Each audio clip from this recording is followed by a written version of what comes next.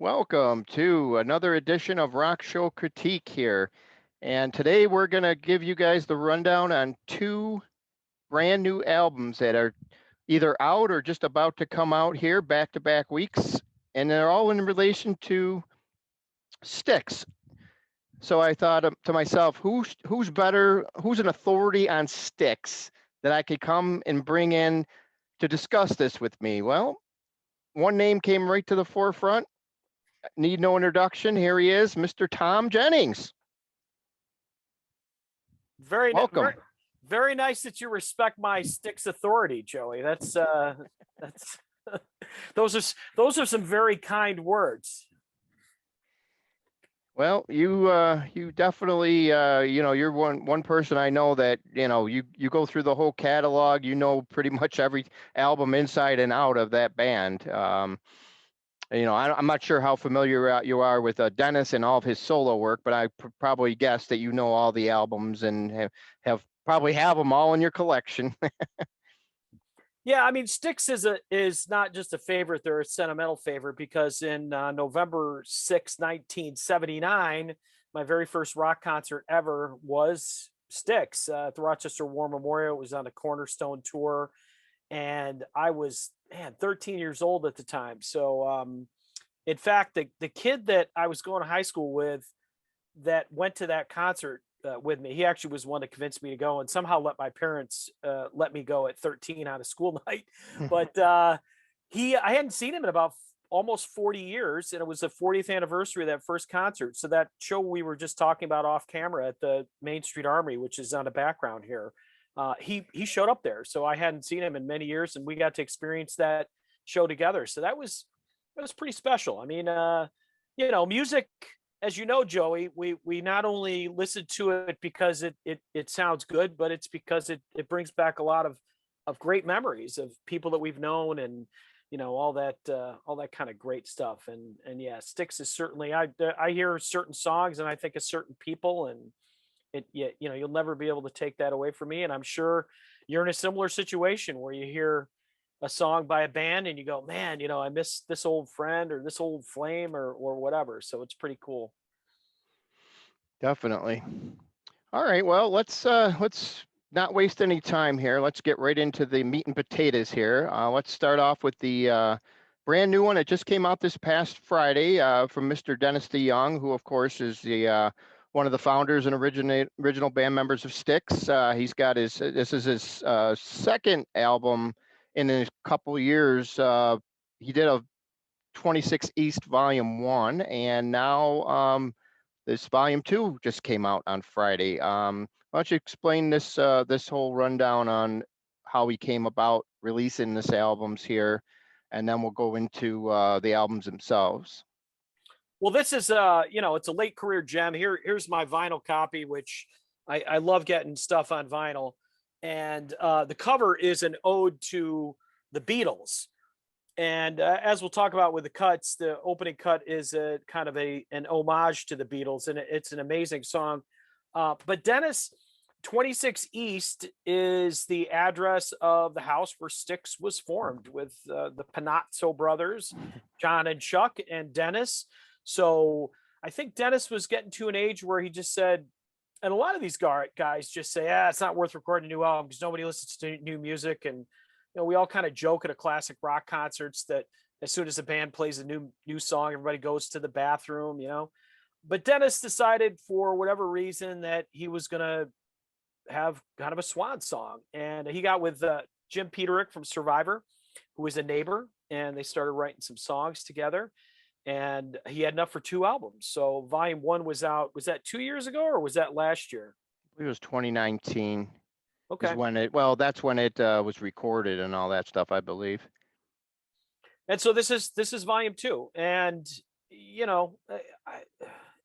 it's great stuff. I mean, Dennis is, as you said, a founding member of Styx. He hasn't been with him since I believe 1999, but this album just has so many of those great Styx elements that we all have come to know and love. And I don't know. I was like I was blown away the first time I listened to this one. I liked Volume 1 a lot, and I think that's an excellent album as well. But I think volume 2 of the kind of the pair is definitely the stronger of the two. Yeah, I would definitely agree on that. And I also would also say that this is definitely, believe it or not, I think this is his best solo album out of all the albums he's released. This is the most consistent, solid album. I'm looking at the track listing, seeing all the, the great songs on this album, and you're looking at it. I see one throwaway track that I'm just not too keen on, as you could probably guess. It's the Saint Quarantine. That's not exactly my cup of tea there for that one. But other than that, there are so many great songs on here. It's just, it's. I was hoping he would have at least, you know, got the gotten this type of music out a lot sooner, because it seems like near the Styx albums, he was like. Kind of schmaltzy there on the Brave New World albums. His songs seem to be the ones that kind of brought that album down overall, because they were all schmaltzy and that type of music. But Mhm. you know, but Well, when we yeah, go ahead and talk about the songs or whatever. yeah, I mean, it's interesting you bring up Brave New World. I think that's an important album for us to consider. And actually, let me touch on 2 points that you brought up that I thought were great. Of all of his solo albums, the 100 Years from Now, I mean, to me, that even in terms of Styx recordings is just an incredible album. On many levels, I still think that 100 Years from Now is absolutely his best solo album, and this is the one that comes closest to it. I think Desert Moon was a very strong one, but Brave New World, and we'll probably talk about this when we get to the current Styx release. Um, that was a fragmented band. You have the kind of JY and Tommy doing their thing. You got Dennis doing his thing. I think Edge of the Century suffered from that as well. But even when you talk about bands like the Beatles, you could sort of tell when it becomes a McCartney song, a Harrison song, a Starr song, and a Lennon song, as opposed to a collaborative band effort. And I think what works with Dennis, especially in these last two albums, is that he's working with Jim Peterick. So he's got Jim Peterick to give him a little bit of an edge, give him that. I mean, that Survivor rocks. I mean, did Survivor ever record a bad song? I mean, Peterick just had that real sensibility about what makes a great kind of power pop, power rock song, however you want to put it. And I think that he's the kind of guy that helped add a little bit of an edge to some of Dennis's stuff. And yeah, there's some beautiful ballads in here, but man, he's got some rockers too. I mean, like you said, I mean, when we think of Styx, Grand Illusion, Grand Illusion, the song itself is not a ballad. Come Sail Away may start out as a ballad, but it's a rock song. Queen of Space. Dennis has had a lot of great rock songs, but yeah, some of his solo career seems to have been more towards the, super mellow Ballads pop. type. Yeah. Yeah, absolutely, the ballads. And you know what? I respect that. Guy's a great ballad writer. Every great band has great ballads. But like you said, that the problem is when you become a one-trick pony, the album, you get mentally tired of listening to the same kind of style rehashed over and over again. And I agree. I think he's done a great job of kind of weaving in and out. Tom Morello being added to the record, brilliant. I mean, he for the last Guitar Hero. I mean, it's fantastic. Mhm. So, yeah, I mean, I'm very happy with this record. It sounds like you're very happy with it as well. Definitely. Yeah, definitely. Land of the Living, Proof of Heaven. Little Did We Know, Always Time. I mean, yeah, I mean, like I said, the only track that I'm not really keen on is Saint Quarantine. Other than that, the rest of these, Isle of Misanthrope, unbelievable. That's the longest song on the album, clocking in over 6 minutes.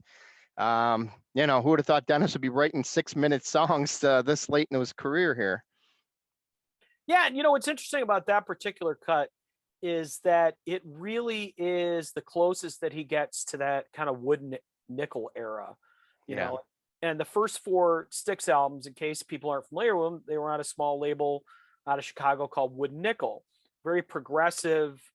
JY had a much bigger part in the band, and it was just kind of a different style. And again, I think we do think of Dennis as the balladeer and everything like that, but those early Styx albums up through Equinox before Tommy Shaw joined, they were very important in kind of the evolution of Styx's sound.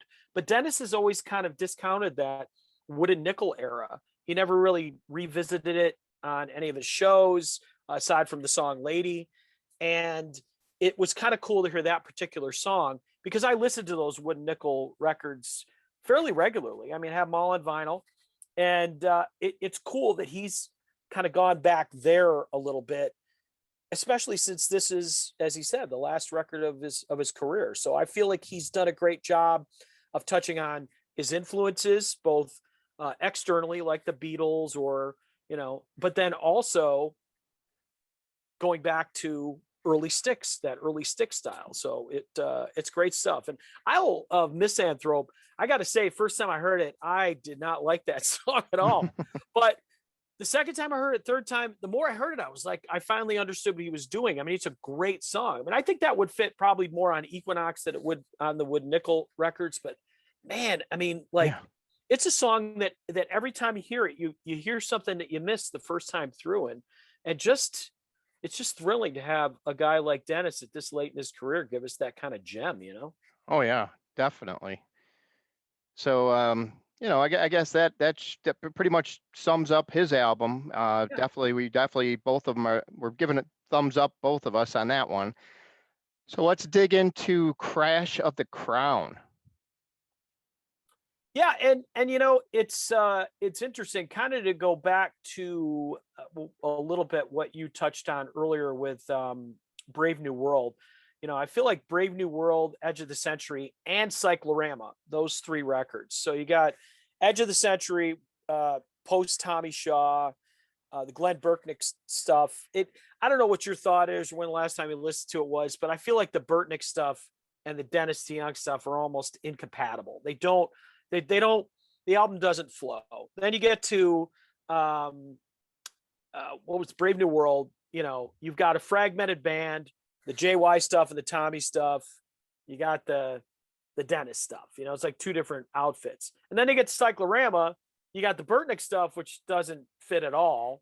And then the other, even the Lawrence Gowan and the JY and Tommy stuff, they never really had a flow to those three albums. So The Mission comes along, which is, I believe, 3 years ago now, but they finally go back to what worked for Styx. I mean, to me, The Mission was an album. Like, this is an album by a great band, like a band that knows each other musically, that knows each other personally, that gets along.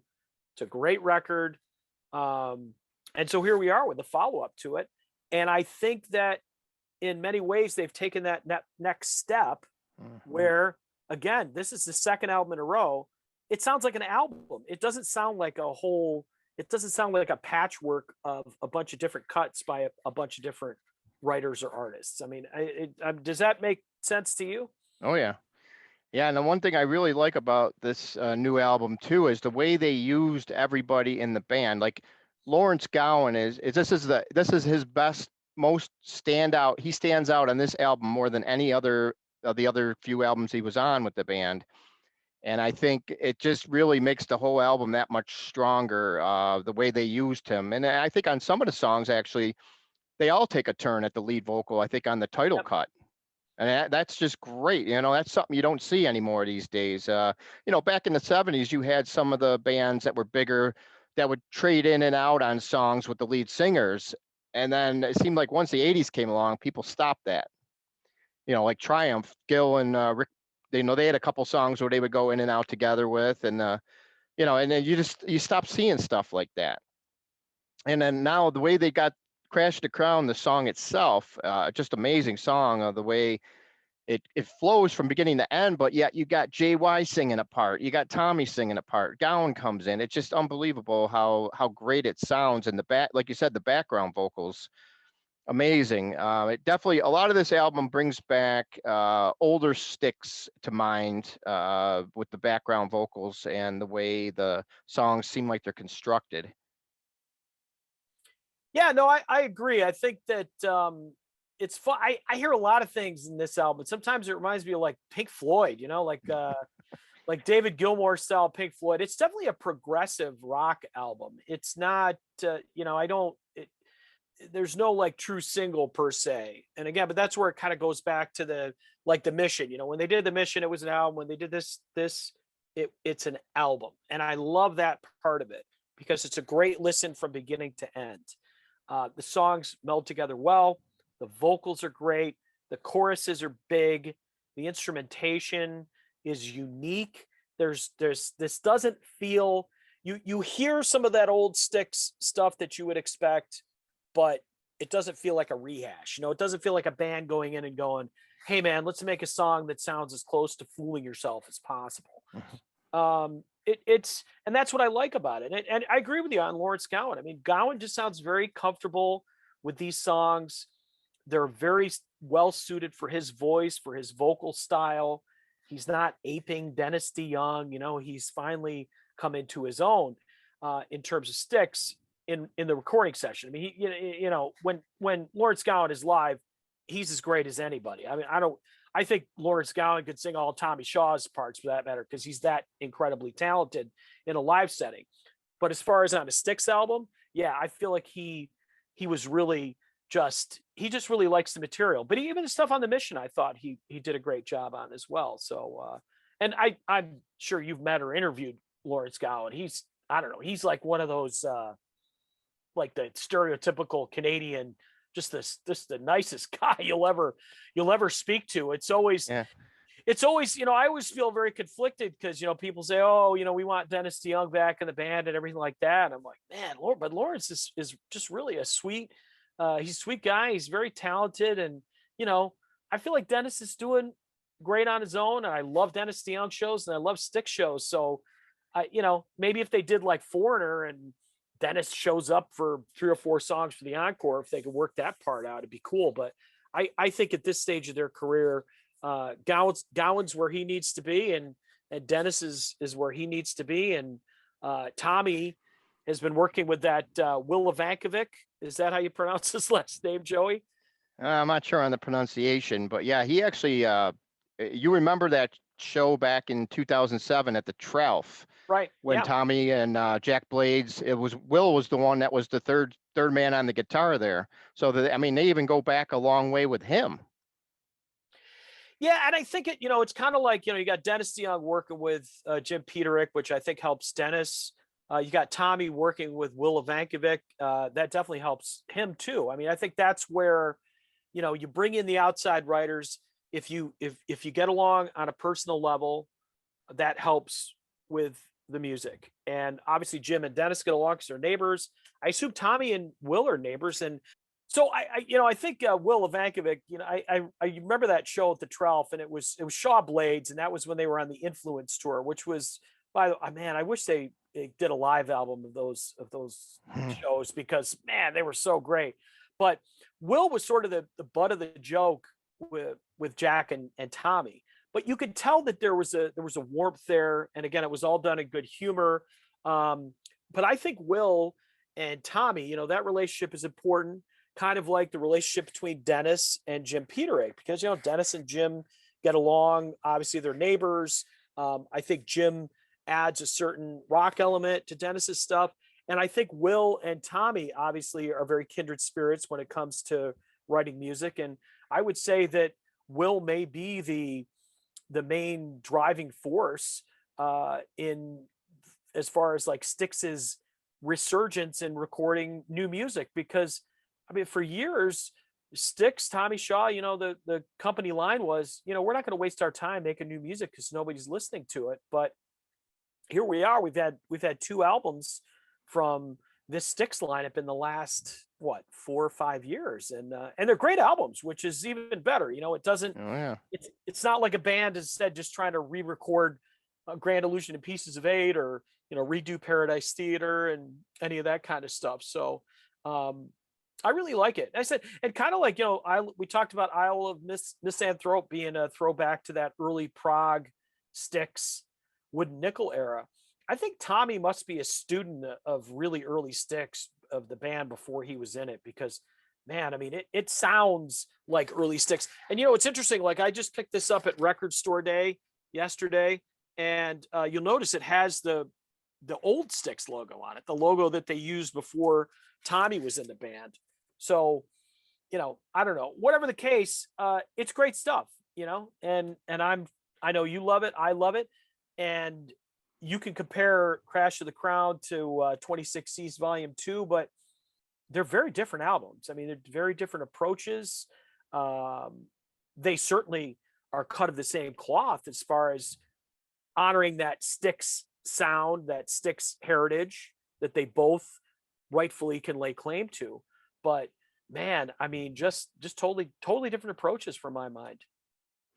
Yeah, and the best thing is that they're both just great albums. I mean, Yeah. how can you go wrong? I mean, if you and any Styx fan, I would have to say you have to have both these albums in your collection without a doubt. No matter, who you favor or, what your division is as far as that's concerned. I mean, I think at this point it should all be just water under the bridge anyways. I mean, even Styx have kind of given in. They're playing Roboto live. They haven't done that. They started doing that. I think it was back in 2018. And even after they did it, they still to this day are still keeping that in there. So I mean, it goes over so well with the crowd. Why not? I mean, Yeah, and at the end of the day, people can say that they want to see the original Styx back out again, but you can't. I mean, John Panazzo's dead. He's passed away, and kind of bothers me that people don't think of that, because Todd Zuckerman is probably one of the greatest drummers ever in the history of recorded music. He is. He's great, but he's not John Panazzo. That lineup, that core lineup of the Panazzo brothers, brothers that play together, there's a chemistry that you can't recreate with two other players. You'll never get to relive that again because John's gone. So as much as we all want to have, and then JC, John Strelewski, the guy that was in there before Tommy, he's passed away.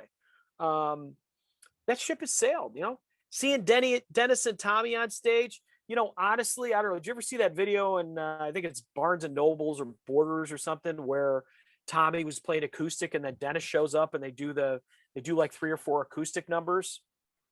was that during that Return to Paradise tour? It was, yeah, no, it might have been, I think it was closer to Brave New World. If you haven't seen it, you got to look it up. It's just Tommy was doing an in-store appearance for one of his solo albums, I think, and in Chicago. And Dennis showed up and they did like 3 or 4 songs together.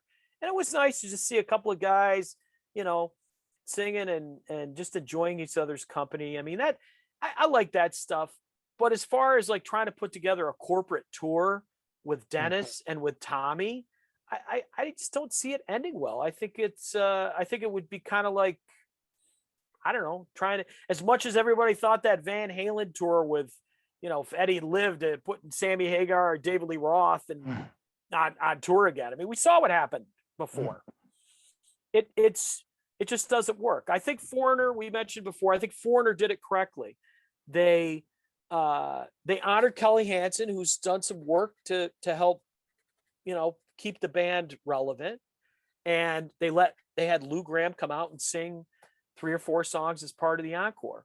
I'd like to see Styx do something like that, because I think it's important for the fans that everybody doesn't feel like they have to pick sides. I think I feel like there's this weird pressure that, you can't like Styx because Dennis DeYoung's not in it. It's like, why not? What is it? Like, I can like Dennis DeYoung and I can like Styx. And it's, I have great memories of both. Seeing Dennis shows. I've seen Tommy solo open up for the Kinks and Shaw Blades. And, I have JY solo albums. I have Todd Zuckerman solo albums. I listen to Glenn Burtnick stuff. I mean, it sticks, it's music. We love it. But man, like, I don't know if you've ever read some of the message boards. People just get really nuts about this stuff. And I don't know. I don't get it. And Dennis, I think has expressed his wanting to be on stage with the band. I don't think Dennis wants to be on stage with Tommy and JY per se. I think Dennis And I get it 100%. And I agree with him. He wants to be billed as part of Styx, not as the music of Styx, because he started Styx. It's his band. He started it. Of course he feels that way. So I get where he's coming from. I just don't see it as being realistic at this point. Right. All right. Any final thoughts on these two albums before we call it a show here? I guess my final thoughts are, a lot of people, they kind of like to listen to the old stuff and compare stuff to the old stuff. I think this is one of those few cases where you can compare the new material to the old material favorably. Sometimes a late career album just sounds sort of forced and like they're just putting it out to put it out. I think both of these albums are from artists that they still love to make music. They really do, which is great. And you can tell. And I think that it's important for fans to support older artists putting out new music, because then they'll keep putting it out. I mean, if these albums don't sell, I mean, Dennis has said that this is his last record. And how old's Dennis? Do you have any idea, Joey? He's in his 70s, right? Yeah, he's definitely up there. I think he's But I mean, in mid 70s. Yeah. But let's be honest, if there's a guy that can put out an album when he's 95 years old, it's Dennis DeYoung. I mean, we've seen a lot of these guys that just do not age well. Dennis has aged very well in so many ways. Just a great. It would be a shame if he didn't at least do an EP or some other stuff. And I hope that Dennis brings this record out on the road if he has the opportunity. I hope we don't just have to get stuck seeing Dennis doing all the oldies all the time. I think it would be really nice for us to be able to see him perform a bunch of songs from these 26 East. And I say the same thing for Styx. It'd be nice to see Styx put some of this material in their live set. And I think it would go well, but there's always that problem. So if you put in 2 new songs from Crash of the Crown, what do you take out? You take out Too Much Time on My Hands, you take out Lady, or do you take out whatever? But that's a good problem to have. But yeah. I think, and I imagine Styx will probably, like The Mission, they'll probably do full album like shows of Crash of the Crown and whatnot. But hey, listen, if you're stuck in the I got to choose between Dennis and Styx, I feel bad for you, because it's just not worth it. It's not our fight, folks. We're just fans. If you like great music and you love the music of Styx, you grew up with it, you're gonna love these albums. They're great. And I'm not saying that because I don't get anything out of it. We're not getting paid for this. We're just fans like you guys. We just love good music, and I'm confident that if you listen to both of them with an open mind, you're gonna really dig it. I love listening to it on vinyl. I've cranked this stuff in my car, and it's good stuff.